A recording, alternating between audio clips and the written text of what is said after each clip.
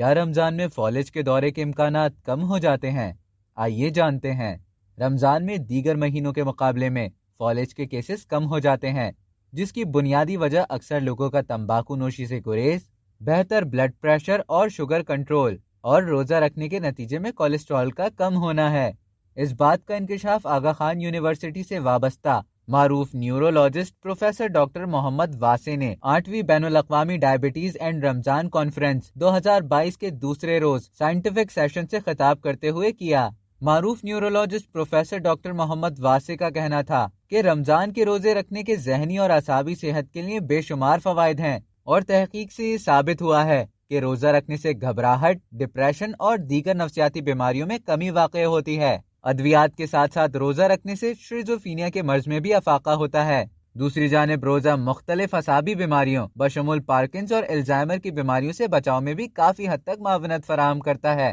روزہ رکھنے سے نیند بہتر ہوتی ہے، جبکہ حال ہی میں کی گئی تحقیق سے یہ ثابت ہوا کہ کورونا کی وبا کے نتیجے میں جن لوگوں کی چکھنے کی حس متاثر ہوئی تھی، انہیں روزہ رکھنے سے فائدہ ہوا ہے۔ گردوں کے امراض کے ماہر ڈاکٹر بلال جمیل کہتے ہیں کہ گردوں کی بیماری کا شکار ایسے مریض جنہیں دل کی بیماری بھی لاحق ہو، انہیں روزہ رکھنے سے گریز کرنا چاہیے، لیکن صرف گردے کی بیماری میں مبتلا افراد اپنے ڈاکٹر کے مشورے سے روزہ رکھ سکتے ہیں۔ معروف فزیشین پروفیسر ڈاکٹر طاہر حسین کا کہنا ہے کہ مختلف سائنٹیفک سینٹرز میں پیش کیے گئے مقالوں سے یہ ثابت ہوا ہے کہ دل، گردوں، ذیابیطس، بلڈ پریشر کی بیماریوں میں مبتلا افراد اور کسی حد تک حاملہ خواتین بھی روزے رکھ سکتی ہیں، لیکن ایسے مریضوں کو رمضان کا مہینہ شروع ہونے سے پہلے اپنے معالجین سے مشورہ ضرور کرنا چاہیے۔ معروف ماہر امراض ذیابیطس ڈاکٹر مسرت ریاض کا کہنا ہے کہ شریعت کے مطابق ایسی حاملہ خواتین جنہیں روزہ رکھنے کے نتیجے میں اپنی صحت یا اپنے ہونے والے بچے کو کسی طرح کا ضرر پہنچنے کا اندیشہ ہو، انہیں روزہ نہ رکھنے کی اجازت ہے،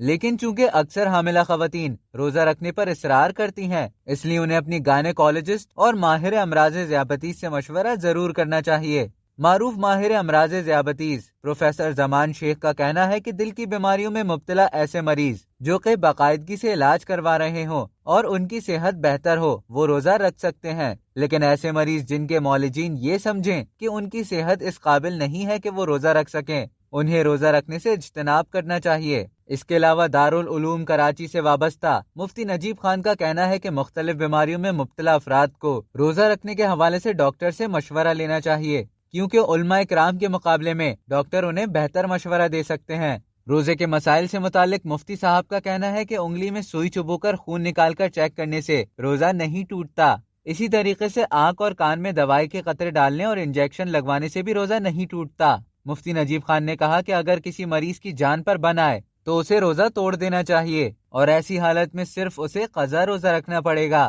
تو یہ تھے روزہ رکھنے کے فوائد و مسائل۔ آپ بھی رمضان المبارک میں روزہ رکھنے کی نیت کر لیجئے تاکہ آپ کے دین و دنیا دونوں سنور سکیں۔ اب تک کے لیے اتنا ہی۔ مزید اسی طرح کی معلومات حاصل کرنے کے لیے ڈیلی جنگ کو سبسکرائب کریں اور بیل آئیکن پر کلک کریں تاکہ تازہ ترین ویڈیوز کا نوٹیفیکیشن آپ کو بر وقت موصول ہو۔